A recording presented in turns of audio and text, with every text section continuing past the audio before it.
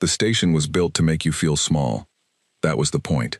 Vareth 9 had been designed by the Thunari 400 years ago, back when they were the kind of civilization that built things to say something. The ceilings were 300 meters high. The floors were polished obsidian, the kind that reflected everything so perfectly that you were always walking above your own inverted ghost. The corridors were wide enough to fly a gunship through, and some of the older diplomatic wings had, once, served exactly that purpose. 40 species had a seat here. 40. The Galactic Coalition had spent 11 centuries knitting itself together out of war and grief, and the slow, grinding work of people who believed in something bigger than their own borders. It was not perfect. Nothing built by living things ever was. But it held. It had held for longer than most of its member species had been spacefaring. That was the thing about the Coalition that its critics always missed. It wasn't held together by law. It was held together by the memory of what happened when it fell apart. The hall where the summit convened was called the Chamber of First Words. Every species had named it something different in their own language. The Veth called it the Mouth of Peace. The Drakai had 17 syllables for it that didn't translate. The Thuanari, who built it, had a word that meant something like the place where we stopped. In the common tongue used for coalition business, everyone just called it the chamber. It seated 4,000. Today it held something close to that. Every chair occupied, every gallery full, every observation deck behind its thick transparency pressed with bodies that had come from 100 star systems to watch this particular moment unfold. The lighting was warm and amber, the kind that made species with multiple eye types comfortable, and the sound system had been calibrated to carry every frequency that every voice in the room could produce. It was a room built for history. 3 humans walked into it. They came in through the delegate entrance on the east side, which was the smaller of the 2 main doors and historically used for junior delegations and observer states. The door was still 12 meters tall. The 3 humans who passed through it were, none of them, taller than 1.8 meters. They did not look up at the ceiling. They did not slow down to take in the scale of the room. They walked at the pace of people who had somewhere to be, and they sat down at the small table that had been assigned to them near the center of the floor. 1 table. 3 chairs, a small placard that read, United Nations Earth, Observer Status. The human at the center was a woman named Solis. No one in the room knew her rank, because she had no rank. She was a diplomat in the pure sense of the word, a person whose entire career had been the work of sitting in rooms where the terms were already decided, and finding the angle that made those terms survivable. She was not young and she was not old. She had gray in her hair that she had not tried to cover. She wore a dark jacket that had no decorations on it, and carried a single notebook, paper, not digital, and a pen. She set the notebook on the table. She set the pen on the notebook. She folded her hands and looked at the room. The man to her left was named Vance. He was the legal attaché. He had a tablet, 3 backup drives, and the expression of a person who had read every version of this particular treaty 17 times, and found a different problem in it each time. He set his things on the table in a specific order. He looked at his tablet. He did not look at the room. The woman to Solis's right was Lieutenant Osei. She was, technically, a comms officer attached to the diplomatic corps. She had no tablet, no notebook, and no expression of any kind. She had a coffee thermos, the large kind, the one that held enough for a full shift, and she poured from it into a small cup and drank while the room filled. She looked, to anyone watching, like someone waiting for a bus. That was, in fact, exactly what she was doing. Admiral Ren Dakar arrived the way Dakar always arrived, with an entrance. He was Veth, which meant he was tall and pale, and moved with the angular precision of a species that had evolved on a world where stillness was how you survived. His robes were the deep blue of Coalition High Command, trimmed with the silver thread that indicated his rank, and he walked through the main doors, the large ones, the ones that were 20 meters tall and took 4 staff members to operate, with the measured unhurry of a person who has never in his life had to wait for anything. He was followed by a staff of 31. He sat at the head table, which was elevated by 6 steps above the floor level, and he looked down at the room with the expression of a person surveying something they had already decided about. His gaze passed over the human table. It lingered for perhaps half a second longer than the other tables. Then it moved on. The session opened with the ritual reading of the Coalition Founding Compact, which took 40 minutes because it had to be read aloud in the 7 original languages simultaneously. Solis listened with her hands still folded. Osei poured a second cup of coffee. Vance found a new problem in the treaty and made a note. Then Dachauer spoke. He had a good voice. The translator earpieces that every delegate wore rendered it in their own language, but the original Veth was a language built for authority, deep, carrying, with a cadence that moved like water finding a downhill path. He welcomed the delegates. He acknowledged the gravity of the moment. He spoke for some time about the coalition's long history of careful, considered expansion, about the principles that had guided every membership decision across 11 centuries, about the responsibility that came with stewardship of the galaxy's most enduring institution. He spoke well. He was, in the way of people who are always agreed with, not used to listening. When he got to humanity, he did not raise his voice. He did not lower it. He laid the words out flat, the way you lay a document on a table. This is what it says. This is what it means. There is nothing to discuss. Humanity's application for full coalition membership had been reviewed. It had been reviewed in full session, in closed committee, by 3 independent bodies. The review had taken 2 standard years.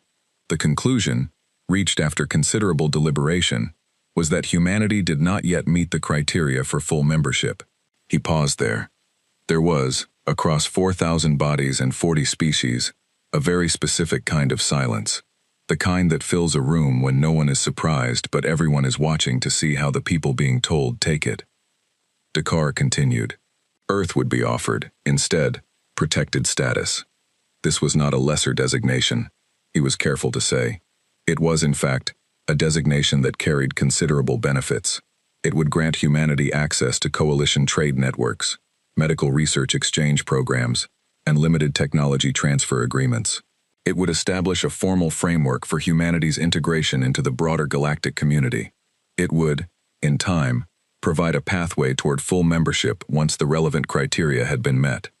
He said what the relevant criteria were. There were 9 of them. He read them without rushing. At the human table, Vance was writing. His pen moved across his tablet with the speed of someone transcribing and annotating at the same time. Osei poured a 3rd cup of coffee. She drank it without looking at anything in particular. Solis listened. Her hands did not move. Her face did not move. She listened the way walls listen, without reaction, without give, without any indication that the sound was changing anything on the other side of it.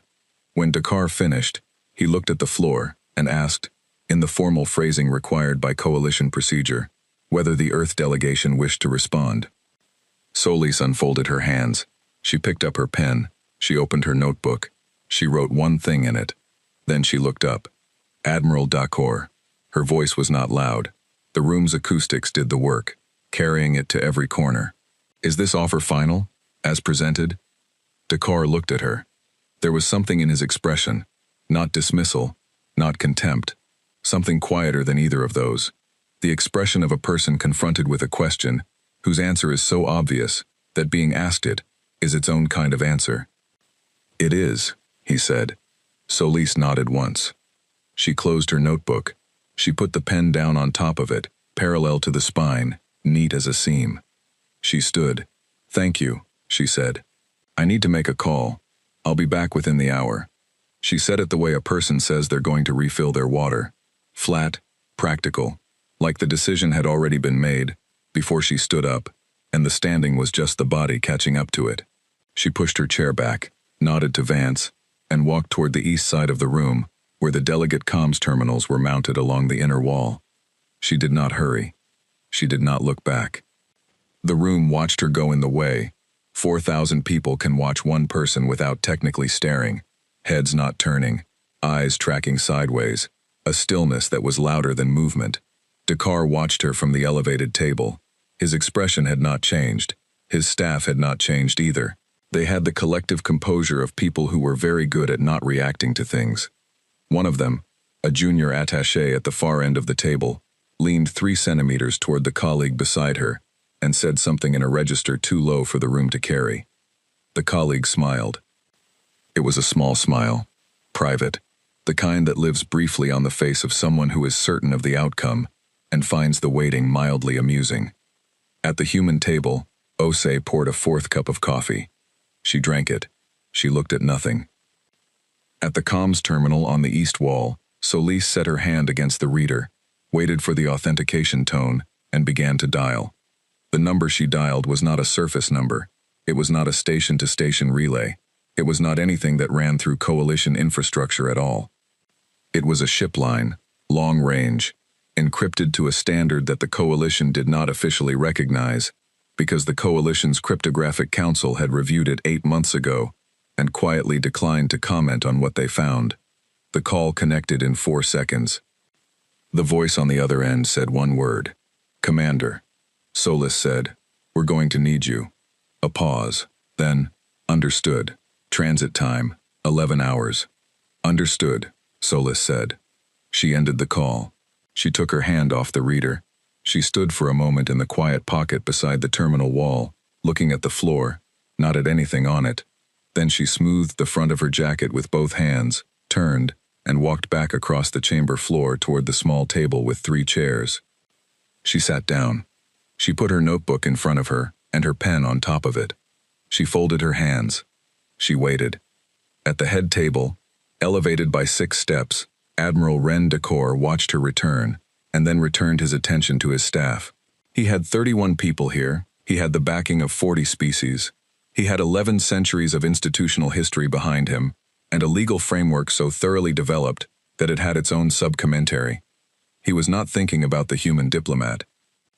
He was thinking about the afternoon session's schedule. He did not think about her call. He would think about it later. Later was 11 hours away. The recess was declared at the 3rd hour. Decor did not call it a celebration. He called it an administrative interval, which was the coalition's way of calling things what they weren't. But the result was the same. The chamber doors opened, the gallery lights warmed, and 4,000 delegates from 40 species poured into the reception corridors, like water finding every available level at once. Loud, branching, inevitable. There were tables of food along the east wall. Real food, the imported kind. Each species staple laid out in neat sections with little marker flags. The Draci clustered near the fermented mineral blocks. The Veth stood in their precise angular groups, hands clasped, voices low. The Orun, all 7 delegates, massive and slow-moving as cooling lava, occupied a corner by themselves, and did not eat, and did not speak, which was normal for the Orun, and had taken newer species decades to stop finding alarming. Dakar stood at the center of it. He was not eating. He was receiving. That was the word for it. Receiving. Species came to him in a loose, self-organizing queue, not a formal one. No one had arranged this, and said what they needed to say. Some offered agreement. Some offered congratulations. Some had small objections, procedural worries, the administrative friction of 40 governments trying to align. He handled each one with the same measured attention, the same unhurried courtesy, the same weight that said, "I have time for you," which was the most powerful thing a person in his position could say and be believed. He was, in the way of people who have never lost, very good at winning. Kelthun was not near Dakaur. He was not near anyone, which was both unusual and not unusual depending on which version of himself he was being on any given day. He was Thunari, which meant he was medium height, gray-skinned, and built with the spare economy of a species that had spent its formative evolutionary centuries hiding from things larger than itself. His eyes were large, adapted for low light, for reading environments at a distance, for finding the specific shape in the general dark that meant danger, or safety, or something worth watching. He was watching the humans. He had a plate of food he wasn't eating.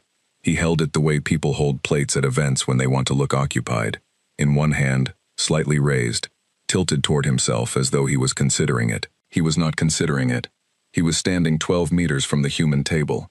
They had not left their table, all 3 of them, which was itself the first thing, and he was watching. The woman, Solis, was writing in her notebook, not reviewing, not consulting Vance, who had his head down in his tablet, and was working with the focused exclusion of a man who has blocked out the party entirely, not looking around the room, not watching the crowd, not tracking Dakar or the coalitions forming and reforming in the reception corridor. Writing. What she was writing, Kelthun could not see from 12 meters. The notebook was small, her handwriting was small, Her pen moved with the unhurried certainty of someone writing something they already know, something being transferred from memory to page, rather than composed.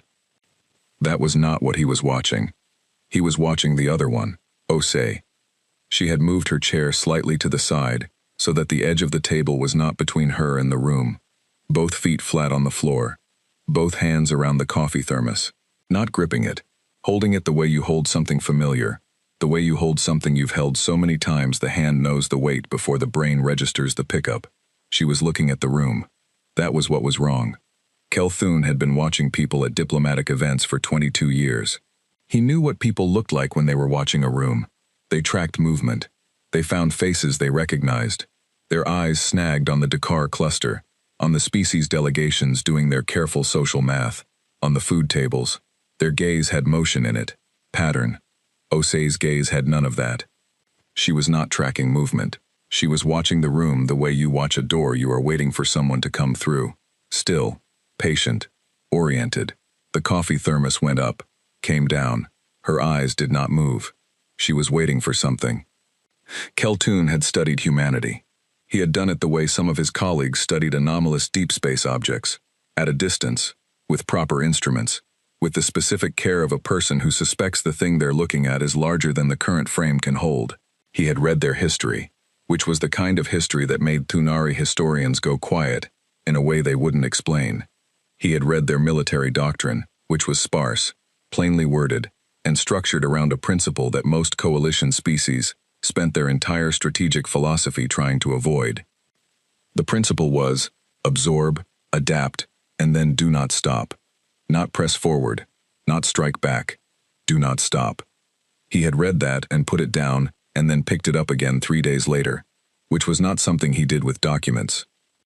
He thought about it now, watching Osei not move at the human table, while 4,000 beings moved around her. He picked up his untouched plate of food and walked toward her. She looked at him when he was 4 meters away. Not a reaction, a registration. The way a ship's sensor acknowledges a contact without changing course. He stopped at a conversational distance. Coalition custom. She did not stand, which he had not expected her to. Lieutenant Osei, he said. His common tongue was very good. 22 years. Officer Kelthun, she said. Her common tongue was also very good. She pronounced his name with the second syllable slightly elongated, which was the Thunari way, and not how most non-Thunari said it. He had not told her that. He noted that. You are not with the others, he said. No, she said. He waited. She did not add to it. He looked at the empty chair across the table. Solis's chair, abandoned, its occupant still writing. May I? Osei looked at the chair, then back at him. She shrugged with one shoulder, which was a human gesture he had catalogued as meaning, yes, but I'm not promising conversation. He sat. Your delegation is taking the decision calmly, he said. Yes, she said. Some of the others expected more visible reaction. I know, she said. He looked at his plate. He moved something on it with his fork. Diplomat Solis's call, he said, and kept his voice level and merely curious, the tone of someone making light conversation at a reception. What was it for? Osei turned the thermos in her hands once. A slow rotation. She looked at it while she did this, as if checking the label. Backup, she said. Kelthun kept his fork moving. He was very good at keeping his fork moving. What kind? Osei looked up from the thermos. She looked at him for a moment. Not long. Not the look of someone deciding whether to trust. The look of someone who has already decided, and is just letting the moment breathe before it moves on. She poured coffee into her cup. She drank it. She didn't answer. Kelthun set his fork down. He set his plate on the table beside the thermos, carefully, taking up as little space as he could, and he sat back in the chair and looked at the ceiling, the 300-meter ceiling, the one that bent the light and made everything below it feel proportional to something other than itself, and he breathed in once through his nose. The Thunari had a word for the feeling of knowing something before you can prove it. The closest translation in common tongue was something like the smell before the storm, but that wasn't right either, because the Thunari word had a physical component to it, the specific sensation in the large eye of seeing a shape in low light that resolves, before the brain catches up, into the shape of something large. He was having that sensation now. He looked back down from the ceiling. Osei had refilled her cup. She was looking at the room again. The same door-watching patience. The same held stillness. He looked at the room with her for a moment. Then he said, quietly, in Thunari, something that did not have a good common tongue equivalent, but landed somewhere between, I hope I'm wrong, and I don't think I'm wrong. She didn't respond to it. She probably didn't speak Thunari. Almost no one did. He picked his plate back up. He stood. He nodded to her once. She nodded back. He walked back into the crowd, which swallowed him the way crowds swallow single people. Absorb, close, continue. The sensor operator on the Coalition patrol vessel Enderath was a Drakai named Sun Vei, and she had been running standard sweep rotations in the Verath system for 6 hours without anything worth filing. The Verath system was quiet. It was always quiet. It was chosen for summits specifically because it was quiet. No major shipping lanes, no contested resource belts, no territorial proximity to anything that anyone wanted badly enough to do something about. She ran the sweep. She ran it again. The third sweep returned a reading that made her blink all 3 of her secondary eyelids in sequence, which was involuntary, which she had not done since she was a child. She checked the instruments. She ran a diagnostic. The diagnostic came back clean. She ran the sweep a 4th time. The reading was still there, larger than the 3rd sweep. Not much larger, but larger. She stared at it. The numbers were not producing a shape she recognized. Not a ship class she had in the recognition database, and the Enderath's recognition database contained every vessel class in Coalition space plus 400 years of archived historical records. Not a natural object. The mass signature was wrong, too regular, too structured, with the specific internal geometry of something that was built. Not debris, not a station. Something that had not been there 6 hours ago. She tagged the reading. She flagged it to her senior officer. She kept staring at her screen with all 3 secondary eyelids doing the thing she couldn't make them stop doing, and she thought about sending a broader alert, a system-wide ping, and then she thought about how that would look if this turned out to be a sensor artifact, a calibration error, a piece of rock with an unusual mineral composition. She kept watching. The reading grew. Not fast, not alarming. The way a tide rises, the kind of change that, if you watch it with full attention, you can see happening, a centimeter at a time, in a direction that has only one destination. She sent the broader alert.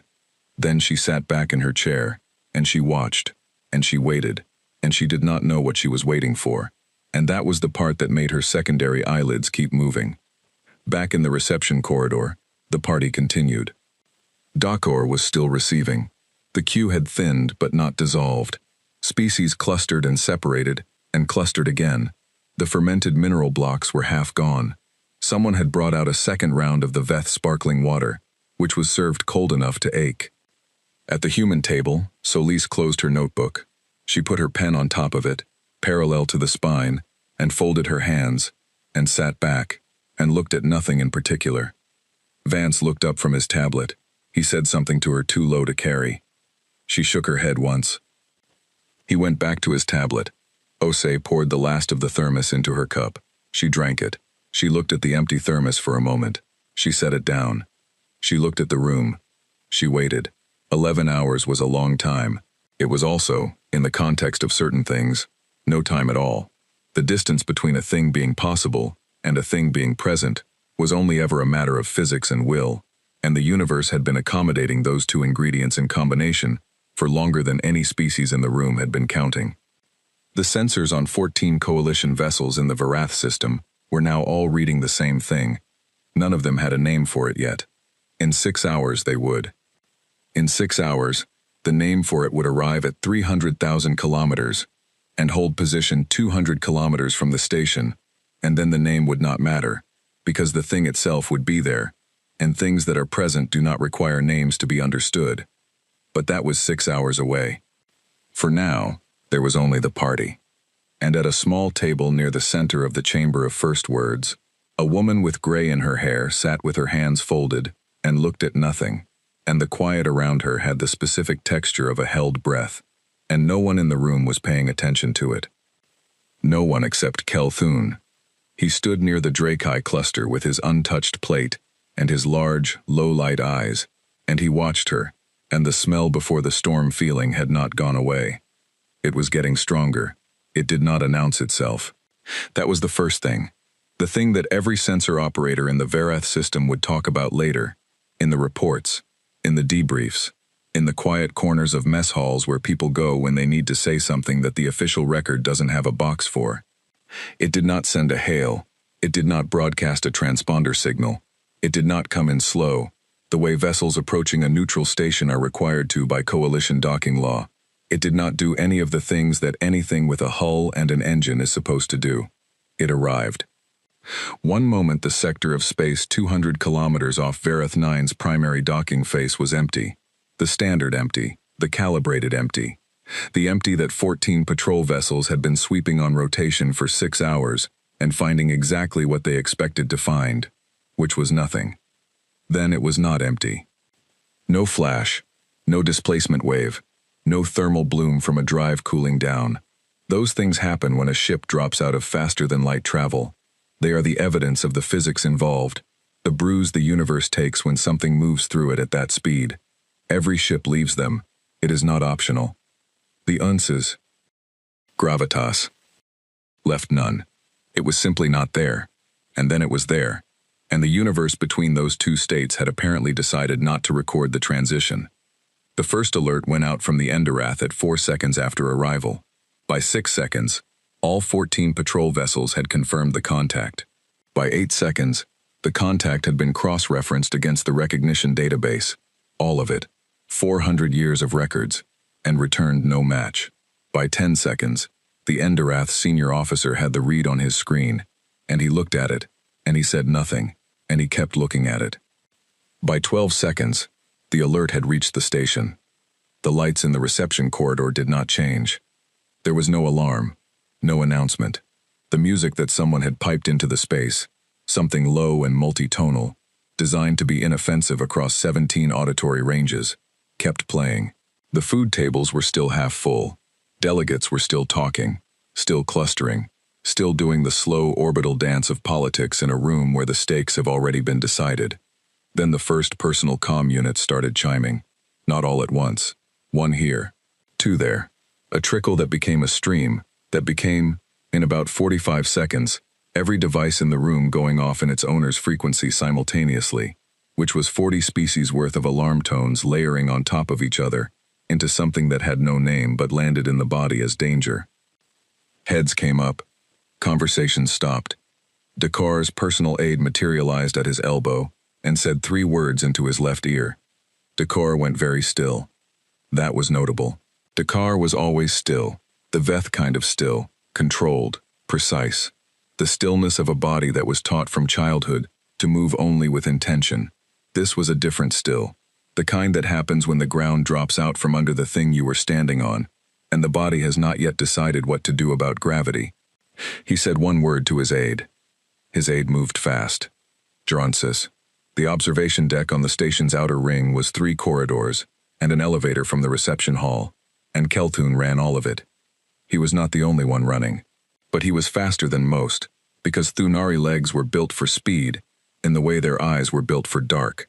Emergency adaptation, the legacy of a world that did not forgive slowness. He got to the observation deck before the crowd hit the corridor behind him, and he pressed himself against the transparency and looked out.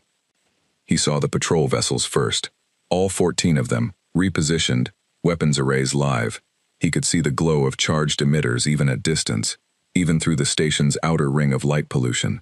They had formed something that was not quite a perimeter and not quite an attack formation, a shape that didn't have a tactical name because it had been designed in the last 30 seconds by 14 captains, all reacting to the same impossible contact, and none of them coordinating with the others. They were pointed outward, away from the station, toward something. Kelthun followed the line of their aim. He found it. The transparency he was pressing his face against was 1 centimeter of composite material, rated for vacuum and minor debris impact, and it did not flex or shudder, or give any physical indication of what was happening outside, and none of that mattered because his legs went soft anyway, the specific soft of a body that has processed something faster than the mind has, and is trying to make the mind pay attention. It was black. Not the black of space. Space was not really black up close. It was the specific deep dark blue of depth, scattered with light, textured with distance. This was a different black, a surface black, the black of something that had been built to absorb and return nothing. It sat against the star field like a hole cut in it, like someone had taken the shape of the largest thing Kelthun had ever seen and filled it in with the absence of everything. He could not see the edges of it clearly. That was the part that made his legs go soft. He could not see the edges. He pressed his face closer to the transparency and looked left. More of it. He looked right. More of it. He looked up, which required tilting his head back at an angle that his neck registered as mildly uncomfortable, and the upper hull of the gravitas was still there, still going, its dorsal line cutting across the starfield at a height that his brain could not accurately calculate, because the brain needs a reference point to calculate scale, and there was no reference point, because the only objects near it were 14 coalition patrol vessels, and against the hull of gravitas. Those 14 ships looked like the kind of debris you find in a shower drain. He stopped trying to find the edges. He breathed. Somewhere behind him in the corridor, he could hear the crowd arriving, the sounds of bodies and voices, and the specific frequency of mass alarm, which is not loud so much as layered, dozens of registers of distress stacking on each other into a wall of sound that has no single source. He did not turn around. He kept looking at the thing outside. It was not moving, not drifting, not rotating on any axis. It had arrived at a specific position, and it was holding that position with the absoluteness of something that had decided where it wanted to be, and had no opinion about the 14 armed vessels currently pointing at it. The hull was dark and it was still, and it was so large that the station, Verath 9, which had been built to make things feel small, was, next to it, the thing that felt small. Kelthun's lips moved. He was saying something in Thunari. He did not know he was saying it until he heard his own voice under the crowd noise. He processed what he had said. The closest translation in common tongue was something like, "They were always this." He had meant it as a thought. It turned out it was also true. On the bridge of Unswe, Gravitas, Commander Mara Voss stood at the center of the command deck and looked at her screens. The bridge was large. Not large by the scale of the ship.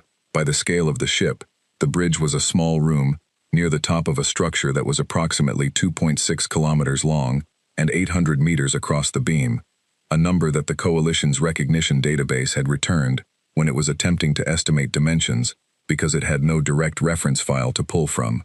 The bridge was large by the scale of human things, by the scale of a room that needed to hold 40 people in combat conditions and give them all room to work without stepping on each other. Voss was not tall. She was a medium-height woman, with short hair, going gray at the temples, and the specific quality of stillness that belongs to people who have made a lot of decisions in rooms where the wrong decision ended badly. She wore the dark uniform of the UN Space Command's Titan Division, which had no decorations on it beyond rank insignia, because the Titan Division had decided some years ago that the people who flew these ships did not need their chests telling the room what they had done. The room knew. She looked at the tactical screen, 14 contacts, arrayed in the improvised non-formation she had already identified as fear rather than strategy. Their weapons were live. She could see the charge signatures. She noted which of the 14 had the most aggressive energy output, which of the 14 had positioned themselves with the most options for retreat, which of the 14 was the one that, if this went badly, would be the first to make a choice that forced everyone else to make one too. She catalogued all of this. She did not move. Her comms officer, a young man named Park, on his first Titan posting, still in the phase of the job where everything was slightly louder than it needed to be in his nervous system, said, "Coalition Patrol Group is holding position, Commander. No movement. Weapons hot across all 14. We're getting comms requests from 11 different Coalition vessels, and 3 from the station." "Hold," Voss said. Park's hands hovered over his board. "All comms?" "All comms." He held.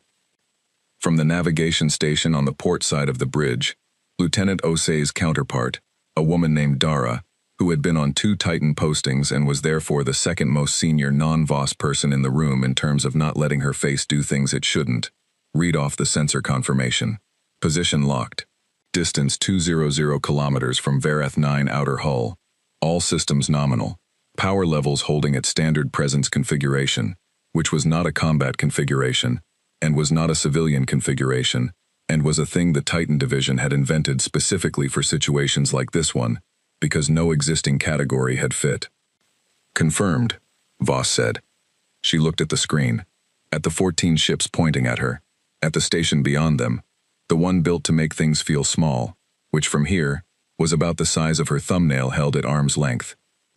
She thought about the woman at the table in that station, the one with the gray in her hair, and the notebook, and the pen on top of the notebook, the one who had sat with her hands folded while 40 species decided humanity's future, and then stood up and made a phone call.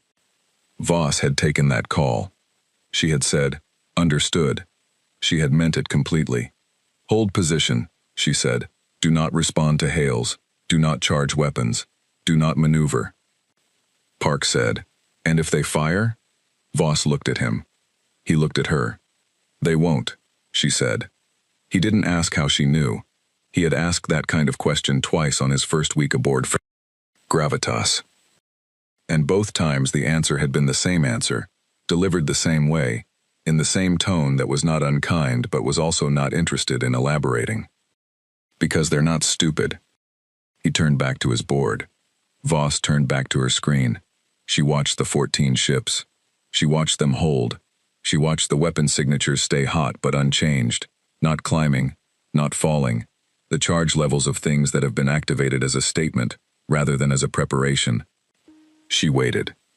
Outside the bridge viewports, the long, narrow ones that ran the width of the forward section, rated for impacts that no one had ever tried to make good on, the stars were very quiet.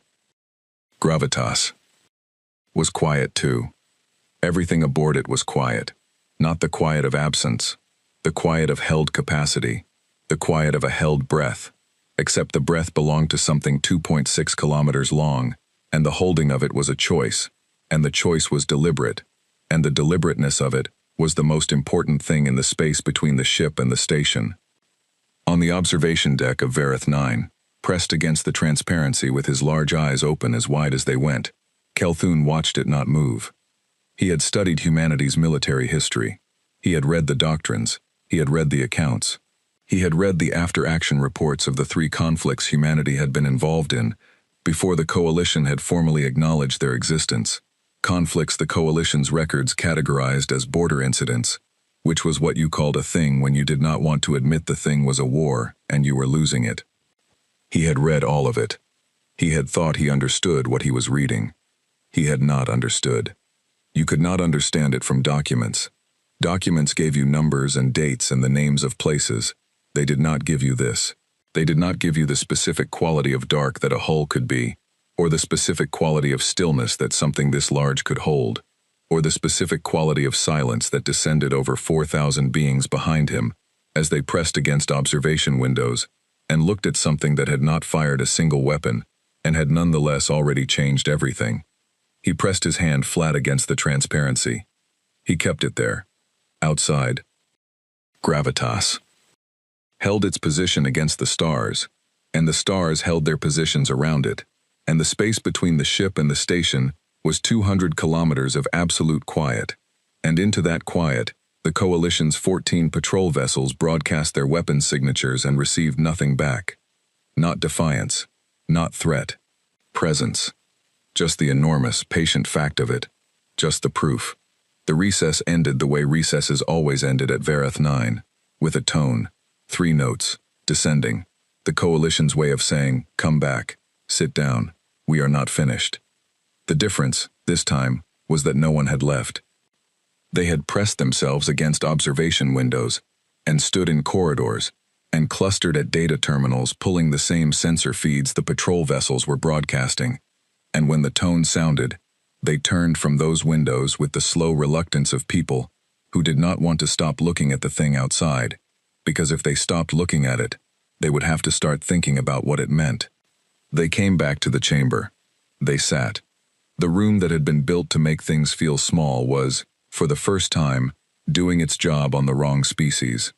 Dakar walked to the head table. He walked the way he always walked, Measured, angular, unhurried. But there was a quality to it now that had not been there before.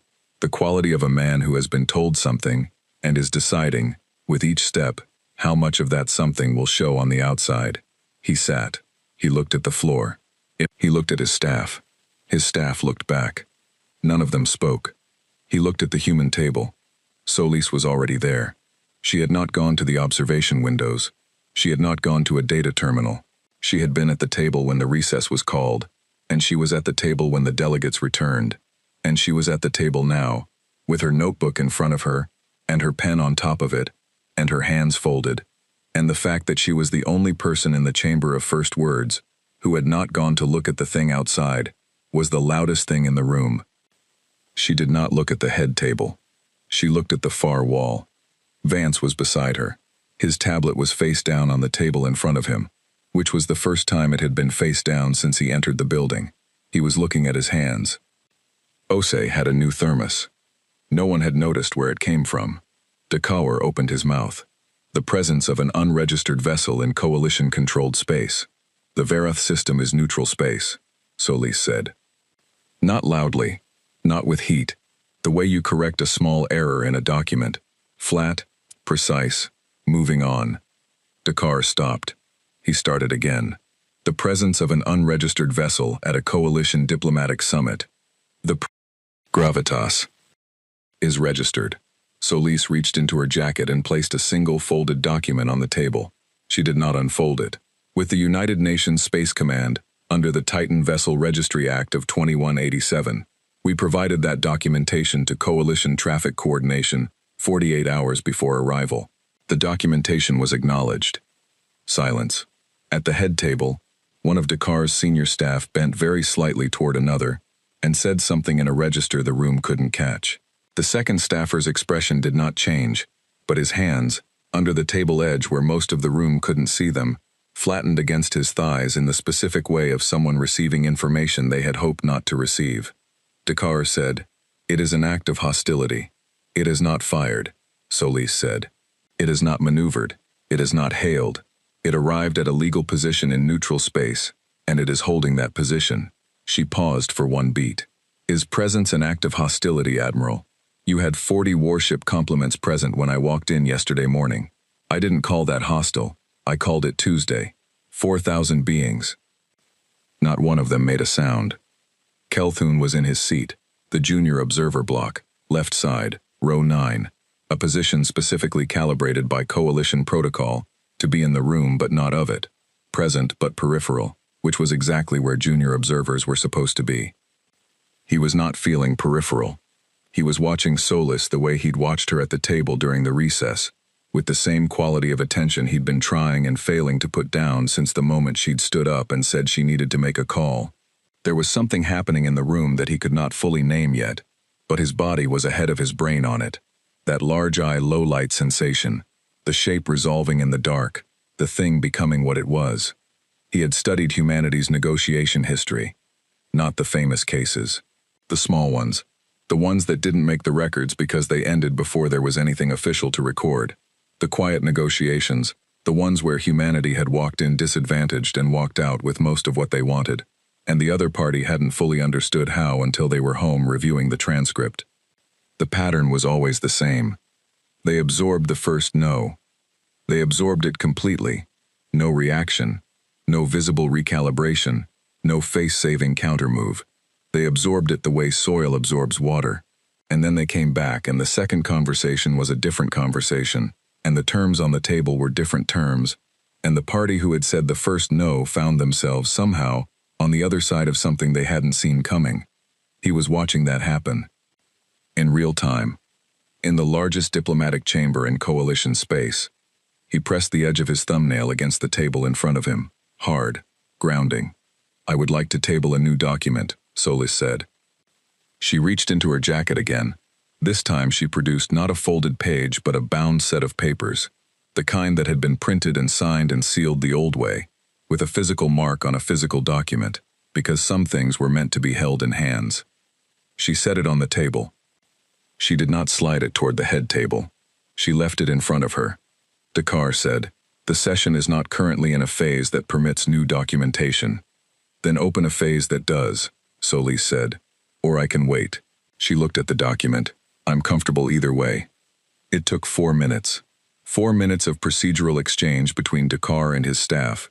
The specific friction of a process being forced into a shape it wasn't built for by someone who had clearly done the procedural reading before arriving. At the end of those 4 minutes, the session was formally open to new documentation under Subclause 7 of the Coalition Summit Conduct Framework, which permitted new documentation under specific circumstances, one of which was the formal request of an observer delegation.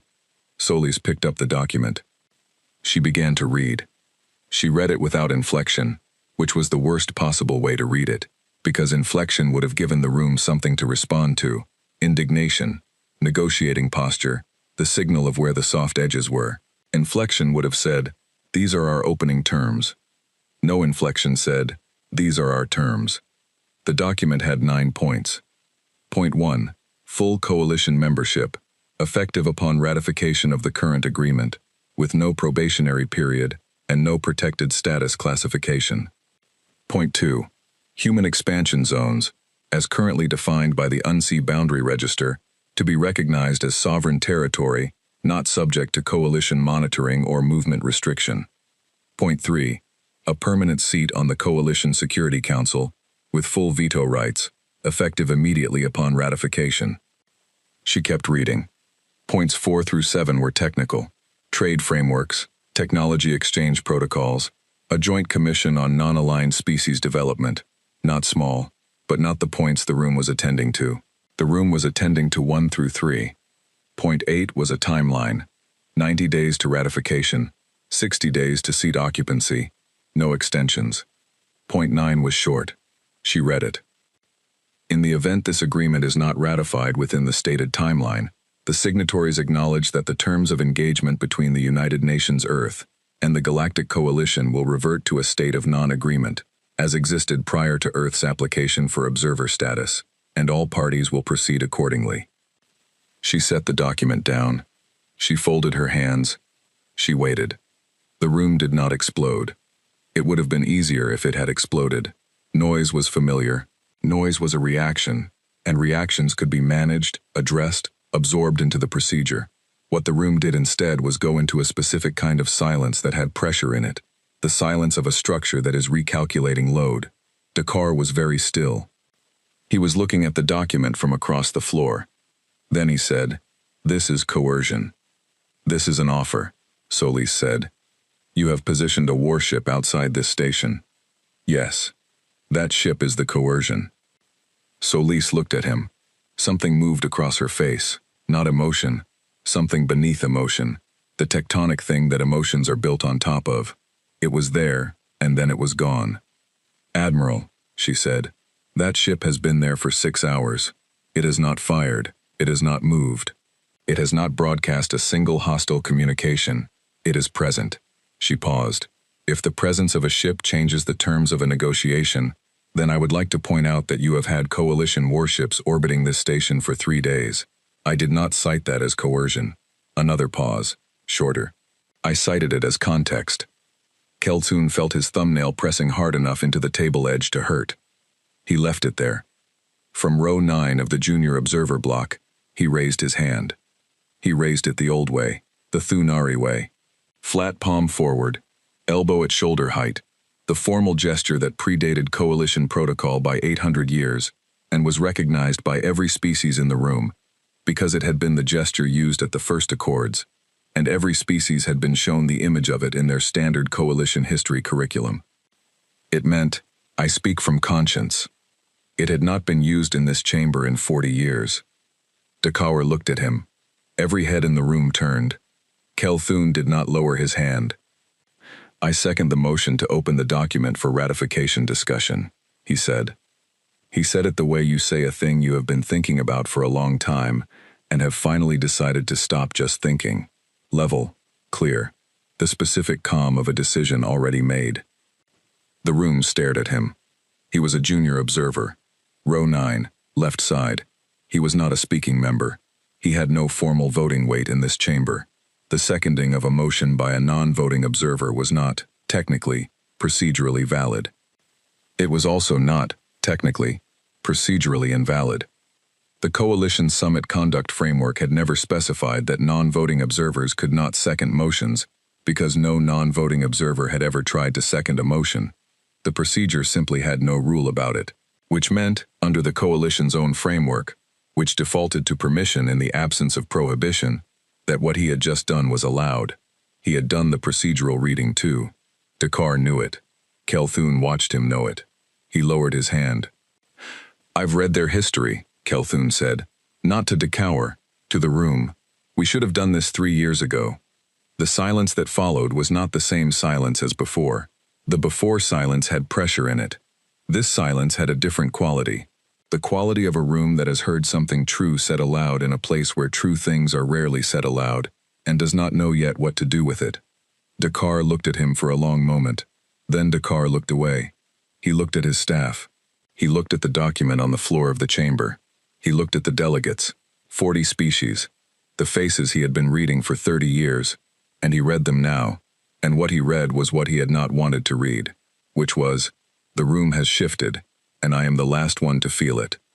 He said, "The session will recess for deliberation." Solis nodded once. She picked up her pen. She put it on top of her notebook. She folded her hands. Outside the station, 200 kilometers of quiet space away, Gravitas held its position, and held its position, and held its position, the dark of its hull against the dark of space, patient as stone, patient as math, patient as the specific kind of thing that does not need to make a threat, because what it is has already said everything. The Coalition went to deliberate. The document sat on the table. It waited. It was not going anywhere. The deliberation took 4 hours and 11 minutes. Kelthun knew because he counted. Not with a clock. With the specific attention of a person who has nothing to do but wait, and has decided that waiting is itself a form of work. He sat in row 9, and he watched the chamber empty and refill with the low-level traffic of a room in recess. Aides moving documents, staff conferring in corners, the occasional delegate walking past with the face of someone doing math they don't like the answer to. And he counted the minutes, the way you count stones across a river. One at a time, looking only at the next one. 4 hours and 11 minutes. Then Dakar came back. He walked differently. Still measured. Still angular. Still the walk of a species that had evolved precision into its bones. But there was something missing from it that had been there before. The quality Kelthun had always privately categorized as arrival weight. The specific gravity of a person who enters rooms believing the rooms have been waiting for them. The room had not waited for Dakar. The room had waited for the document. He sat. He looked at the floor. He looked at his hands.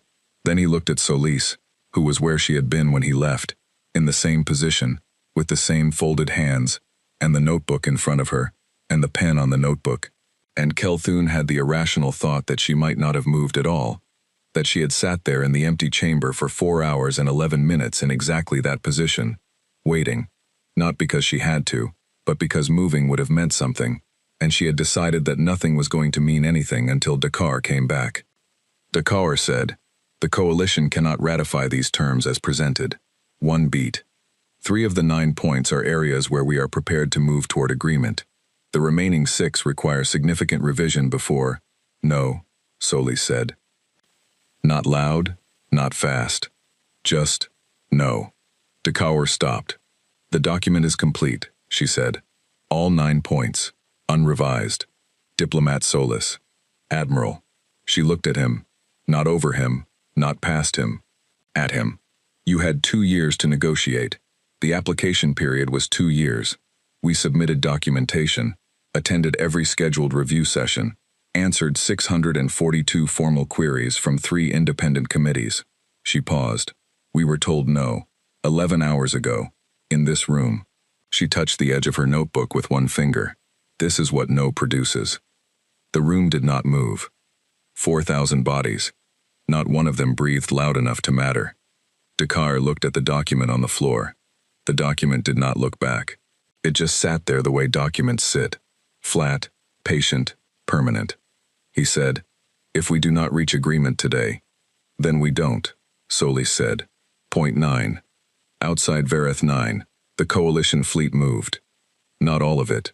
7 of the 14 patrol vessels pulling from their holding positions and resolving into something with more intentionality than the scramble shape they'd been holding for the last 6 hours. A formation. Real this time. Coordinated. The kind of geometry that meant someone had made a decision and transmitted it, and received confirmations back. They moved toward gravitas. On the bridge, Park said, 7 contacts, Commander. Bearing. They're coming at us. Weapons still hot. Distance closing. Voss looked at her screen. 7 ships. She pulled their class signatures without asking. 3 mid-range coalition patrol cruisers. 2 heavy escorts. 1 tactical command vessel. 1 she didn't have a firm classification on, but whose energy output suggested it was carrying something it hadn't been born with. An aftermarket weapons package. The kind that got bolted on when someone decided their standard loadout was insufficient for a specific conversation. She looked at all 7 of them on her screen. She drank her coffee. Park's hands were above his board, not on it, which was either discipline or the specific paralysis of a person waiting for an order that would tell him what kind of day this was. They're at 40 kilometers, Commander. I know, she said. 35. I know. They're not hailing. I know. She set her coffee down.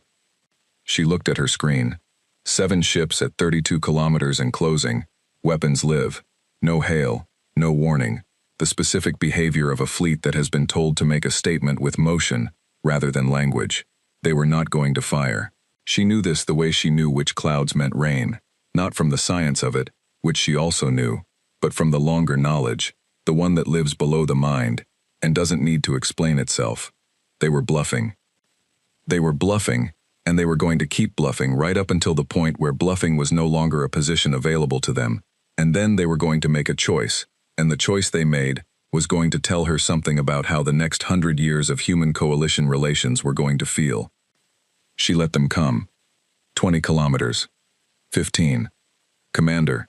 Park's voice was doing a thing it wasn't supposed to do. Hold, she said. 10 kilometers. She picked up her coffee. She held it. She looked at the 7 contacts on her screen and she felt, not fear, not anticipation, something older and quieter than either of those, the feeling of a very old piece of machinery that has been running a very long time and knows exactly what it is. And she said, quietly, to no one, now. She had not touched her weapons board. She had not given an order. What she had done was this. She had opened the weapons port covers. All of them. Every port along the port broadside of Uns. Gravitas. And there were many. The specific many of something that had been designed by people who understood that capability shown is more fluent than capability used. Opened simultaneously. The way a hand opens when it stops being a fist. Not a targeting lock. Not a charge sequence. Not the pre-fire signature that every combat system in the Coalition's fleet was programmed to recognize. Just open. Here they are. Count them if you want. The 7 ships stopped. 1 second. 2. 7 Coalition vessels sitting at 9 kilometers from the hull of Gravitas.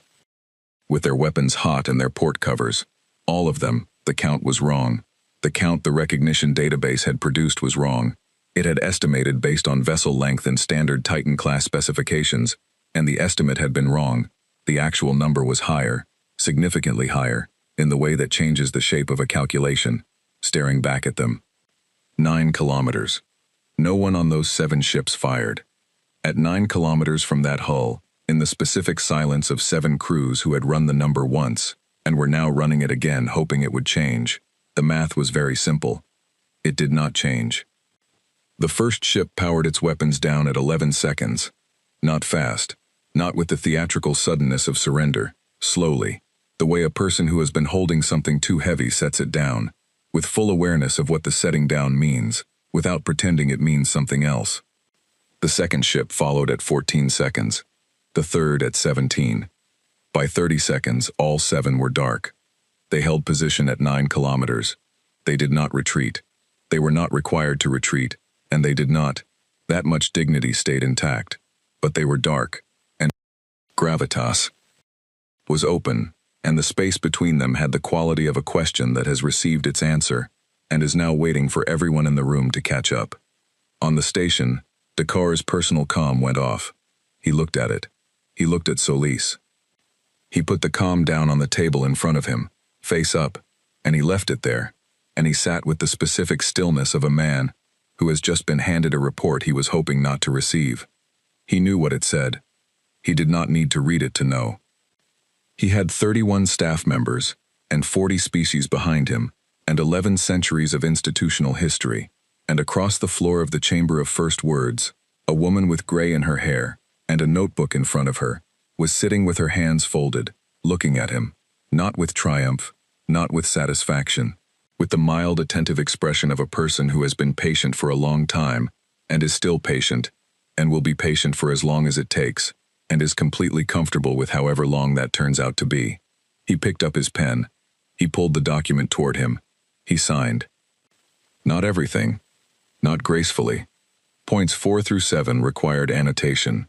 He wrote his objections in the margin, small and precise, the handwriting of a man who is preserving the record of his objections for a future that might care about them. He initialed each annotation. He was thorough about it. He was going to be thorough about it. Solis let him. She sat and she waited, and she let him be thorough, because thoroughness was something she understood, and because there was no reason to hurry him, and because the document was going to say what it said regardless of how long it took to get there. When he finished, he pushed it across the floor. She pulled it toward her. She looked at it. She turned to page 3, which was where the signatures went, and she looked at his signature for a moment, and then she picked up her pen, and she signed below it, and she set the pen down, and she folded her hands. "Thank you, Admiral," she said. He did not respond.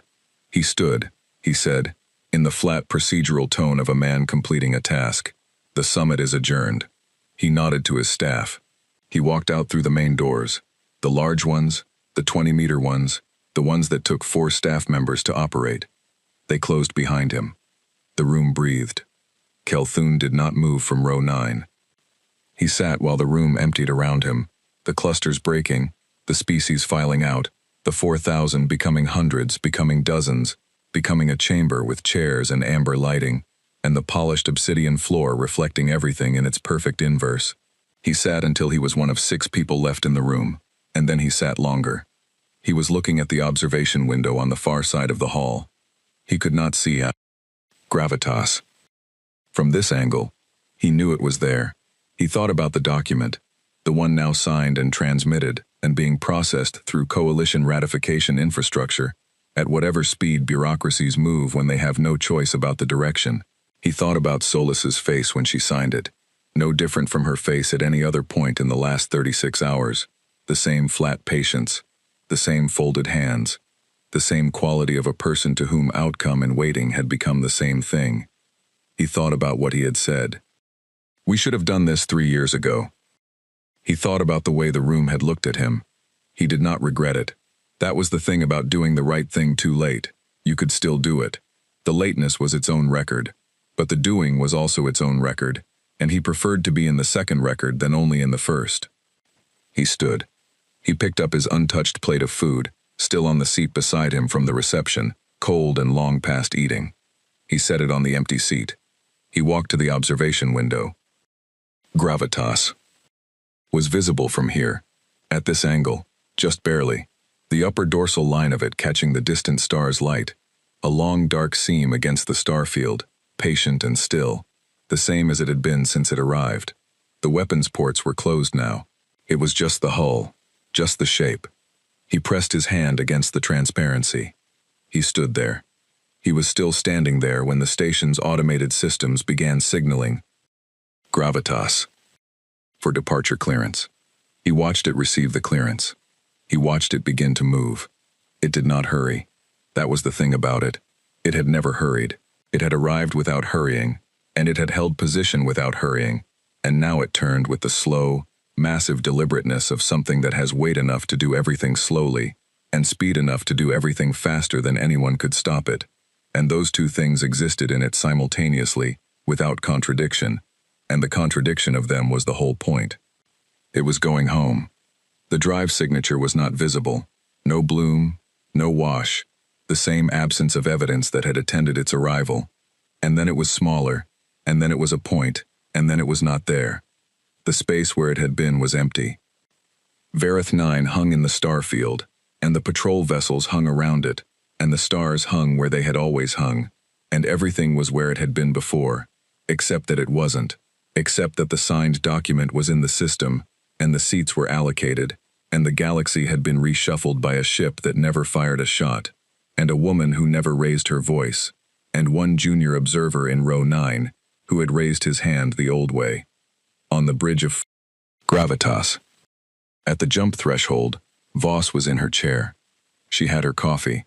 Park said, "Coalition confirmation received, Commander. Signing is confirmed. Ratification process is live." He paused. He looked at his board. He looked at her. "We did it." She drank her coffee. She looked at the stars. He waited. He had learned to wait. After a moment he said, because he needed to know, because he was 26, and this was his first Titan posting, and he thought maybe he had a right to this particular answer. Were we going to fire? If they hadn't signed? She looked at him. He held the look. "We had the authorization," she said. He let that sit for 1 second. 2. "That's not what I asked." She drank her coffee. She looked at the stars. She did not answer. Park turned back to his board. He did not ask again. The galaxy was very quiet. Not the quiet of absence.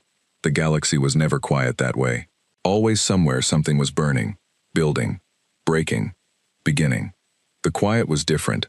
The specific quiet of 40 species, going home to their governments with a document that changed the shape of the next 100 years, and needing time to sit with it before they spoke, because some things are too large for immediate words. The quiet of a room after a very large thing has moved through it and left. The quiet of the Thunari observer who stood at the observation window for a long time after the point of light disappeared, his hand flat against the transparency, his large eyes open, watching the space where the ship had been. Not because the ship was still there, because he was paying attention to what the empty space felt like now, compared to what it had felt like before. It felt different. It felt like something that had been decided. He took his hand off the glass. He walked toward the east corridor, toward the exit, toward the long process of whatever came next. Behind him, the chamber of first words was empty. The amber lights were still on. The obsidian floor still reflected everything in its perfect inverse. The chairs, the tables, the high ceiling, the small placard near the center of the floor that read, "United Nations Earth, Observer Status," which was already technically wrong, which would be replaced by "Morning," with something that said something else. The galaxy had watched gravitas go, and for the first time in 1,000 years of recorded history, the galaxy was very, very quiet.